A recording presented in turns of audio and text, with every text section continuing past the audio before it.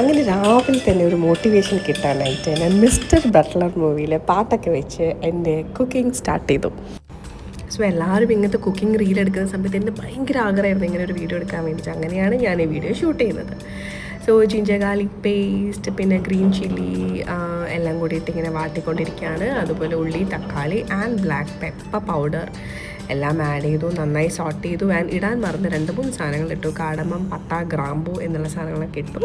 അതുപോലെ തന്നെ മഞ്ഞൾപ്പൊടി, മുളക് പൊടി, ഗരം മസാല, ചിക്കൻ മസാല, ഇങ്ങനെ എല്ലാ സാധനങ്ങളും ആഡ് ചെയ്തു. നന്നായി വാട്ടി കുറച്ച് ചൂടുവെള്ളം ഒഴിച്ചിട്ട് ഞാൻ മൂടി വെച്ചു. കുറച്ച് നേരം വേവിച്ചു. അതിൻ്റെ അകിലിൻ്റെ വക കുറേ എന്തൊക്കെയോ എക്സ്പ്രഷൻസ് ഒക്കെ ഇടുന്നുണ്ടാകെ. എന്തായാലും അങ്ങനെ ഇവിടെ മുട്ട തിളച്ചുകൊണ്ടിരിക്കുകയാണ്. അപ്പോൾ ഇവിടെ ഗ്രേവിയും തിളച്ചുകൊണ്ടിരിക്കുകയാണ്. അങ്ങനെ അതിനുശേഷം അതിൽ ആഡ് ചെയ്യാനുള്ള കോക്കനട്ട് മിൽക്കും ഞാൻ ഇവിടെ പ്രിപ്പയർ ചെയ്തു. സോ ഇതിൽ 1-ാം പാല്, 2-ാം പാല്, 3-ാം പാല് ഇങ്ങനെ ഒരു പാലും ഇല്ല.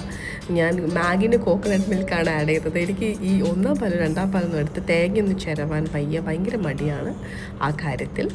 സോ അപ്പോഴേക്കും നമ്മൾ മുട്ടയൊക്കെ ബോയിൽ ചെയ്തു. ഞാനതിൻ്റെ ഷെല്ലെല്ലാം മാറ്റി നമ്മൾ ഗ്രേവിയിലേക്ക് ആഡ് ചെയ്തു. ആൻഡ് അറ്റ് ലാസ്റ്റ് നമ്മുടെ കൊറിയാൻഡർ ലീവ്സ്, മല്ലിച്ചപ്പ്, അതും കൂടി ആഡ് ചെയ്തു. നന്നായി മിക്സ് ചെയ്ത് കുറച്ച് നേരം ഒന്ന് മൂടി വെച്ച് വേവിച്ചിട്ടുണ്ട്. അത് ഞാൻ വീഡിയോയിൽ ആഡ് ചെയ്തില്ല.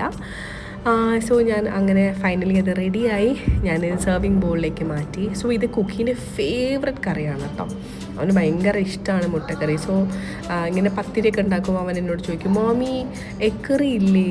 അങ്ങനെയാണ് ഞാനിത് ഉണ്ടാക്കിയത്. സോ അവൻ്റെ ചിരിയിലെല്ലാം ഉണ്ട്. അവൻ കഴിച്ചു. അവന് ഭയങ്കര ഇഷ്ടപ്പെട്ടു.